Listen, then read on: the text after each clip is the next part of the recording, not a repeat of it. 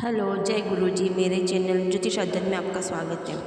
हमें अपने दिन की शुरुआत शुभ चीज़ों को देखने ही से करना चाहिए। हमारे ऋषि मुनियों ने भी अपनी हथेली के दर्शन का संस्कार दिया है, कर दर्शनम। शास्त्रों की माने तो बिस्तर से सबसे पहले बैठकर दोनों हाथों की हथेलियों को दर्शन का विधान में, इससे व्यक्ति की दशा सुधरती है, सौभाग्य में वृद्धि होती है। जब आप सुबह नींद से जागते हैं तो अपनी हथेलियों को आपस में मिलाकर पुस्तक की तरह खोलें और यह श्लोक पढ़ते हुए हथेलियों के दर्शन करें। कराग्रे वस्ते लक्ष्मी, कर मध्य सरस्वती, कर मूले तु गोविंद, प्रभाते कर दर्शनम। इस श्लोक का अर्थ है कि मेरे हाथों के अग्रभाग में भगवती लक्ष्मी का निवास है, मध्य भाग में विद्या की देवी सरस्वती और मूल भाग में भगवान विष्णु का निवास है।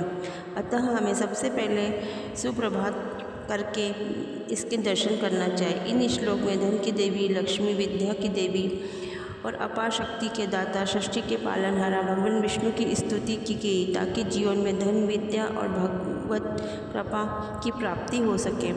हथेली के दर्शन का मूल यही कारण है कि हम ईश्वर से प्रार्थना करते हैं कि ऐसे कर्म करें जिससे हमारे जीवन में धन, सुख, ज्ञान प्राप्त कर सके। हमारे हाथों में कोई बुरा काम न हो, हम दूसरों की मदद के लिए हमेशा आगे बढ़ें, दूसरों की हमेशा मदद करते रहे, भगवान की चिंतन करते रहे, अच्छे काम करते रहें।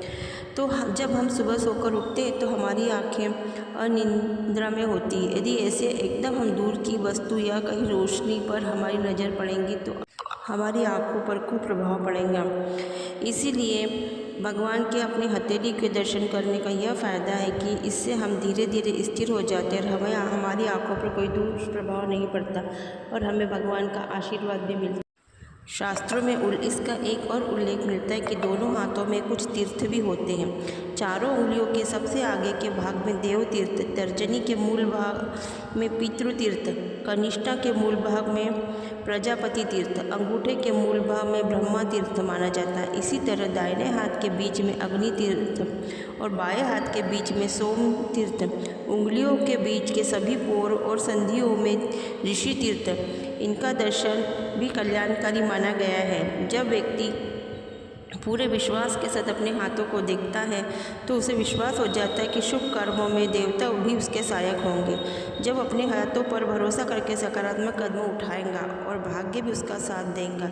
जब दोनों हथेलियों को मंत्र बोलने के बाद, श्लोक बोलने के बाद आप उस हाथ को अपने मुंह और सर पे फेर लें ताकि आपको भगवान का अच्छा आशीर्वाद मिल सके। अगर आपको जानकारी अच्छी लगती है तो लाइक, कमेंट, शेयर जरूर करें। धन्यवाद।